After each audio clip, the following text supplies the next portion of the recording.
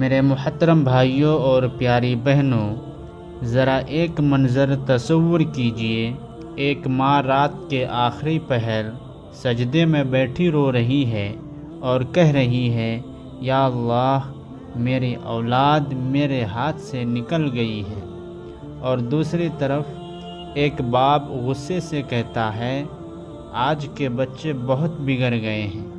لیکن سوال یہ ہے، کیا واقعی بچے بگڑ گئے ہیں، یا ہم نے تربیت کی جگہ صرف سہولت دے رکھی ہے؟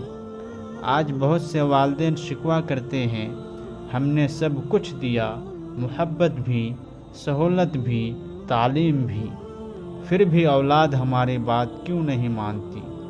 یاد رکھیے، سوال یہ نہیں کہ اولاد نافرمان کیوں ہے، سوال یہ ہے کہ ہم نے اسے کیا سکھایا۔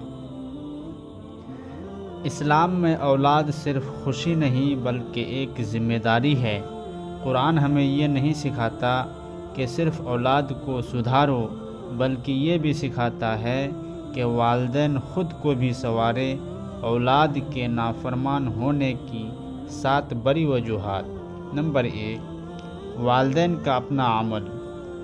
بچے نصیحت نہیں سنتے، بچے عمل دیکھتے ہیں۔ اگر زبان میں سختی ہو، عمل میں جھوٹ ہو، تو بچہ وہی سیکھتا ہے۔